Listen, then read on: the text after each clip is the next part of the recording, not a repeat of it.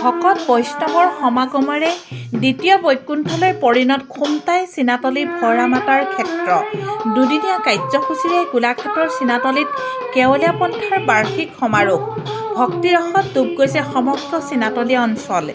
চীনাতলীত দুদিনীয়া বৰ্ণাঢ্য কাৰ্যসূচীৰে মানৱ জাতি কল্যাণৰ অৰ্থে মহাপুৰুষ শ্ৰীমন্ত শংকৰদেৱক আদৰ্শক সহযোগত কৰি প্ৰতিষ্ঠা লাভ কৰা কেৱল পন্থাৰ চীনাতলী আঞ্চলিকৰ বাৰ্ষিক সমাৰোহ আজিৰ পৰা চীনাতলী ভৈৰামাতাৰ ক্ষেত্ৰত আৰম্ভ হৈছে।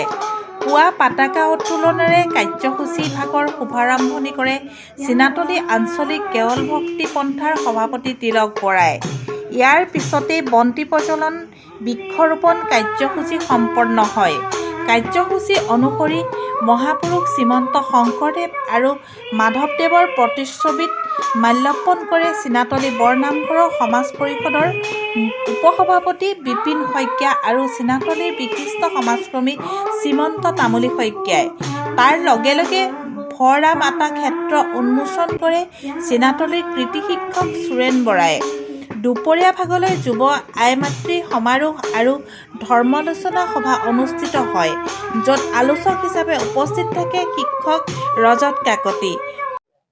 হয়, আমি চীনাতলী আঞ্চলিক কেৱল ভক্তিপন্থৰ এখন আমি যুৱ আৰু আই মাতৃ সমাৰোহ, লগতে আমাৰ পৰম্পৰা অনুসৰি প্ৰতি বছৰে আমি বাৰ্ষিক কৰ্মভাগ পাতোঁ। কেৱলৰ সম্পূৰ্ণ ৰীতি নীতিৰ আধাৰত এই কৰ্মভাগ হয় আৰু ইয়াত আমাৰ যুৱ মহিলা আই মাতৃসকলৰ যথেষ্ট গুৰুত্ব দি এই অনুষ্ঠানটো আমি এইবাৰ দুদিনীয়া কাৰ্যসূচীৰে ৰূপায়ণ কৰিবলৈ লৈছোঁ।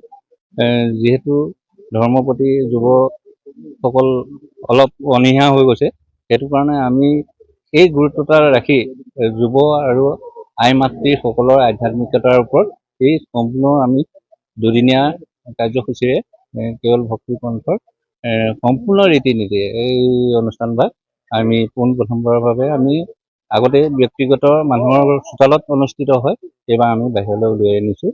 সেইকাৰণে ইয়াত আমাৰ প্ৰথমতেই হৈ গ'ল ধৰ্মধ্বজা উত্তোলন, তাৰপিছতে হ'ল উপৰিপুৰুষৰ স্মৰণ, ইয়াৰ পিছতেই আমাৰ গুৰু দুজনাৰ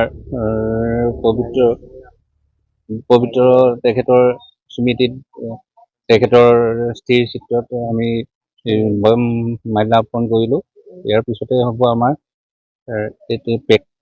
যিটো আমাৰ ভৈৰামাতা ক্ষেত্ৰ আছে, সেই ক্ষেত্ৰ উন্মোচন হ'ব। ইয়াৰ পিছত আমাৰ বিয়লিলৈ এখন ধৰ্ম আলোচনী সভা অনুষ্ঠিত হ'ব। ইয়াতে আমাৰ আলোচক থাকিব শ্ৰদ্ধাৰ ৰজত শইকীয়াদেৱ, ৰজত কাকতিদেৱ, আৰু সন্ধিয়া আমাৰ সম্পূৰ্ণ ৰীতি নীতিৰ আধাৰত আমাৰ কেৱল ভক্তি যিখিনি গীত মাত হ'ব, প্ৰসংগৰ ধৰি সম্পূৰ্ণ কেৱলৰ এসাঁজ, তাৰপিছত আমাৰ সম্পূৰ্ণ আমিষ ভোজ শেষ নিশ্চয়কৈ ক'ব লাগিব। তেতিয়া আমি প্ৰচেষ্টাকৈ হাতত লৈছোঁ, তেনেধৰণেই আমি সকলোৱে এই অনুষ্ঠান ভাগত সহায় সহযোগিতা কামনা কৰিছোঁ।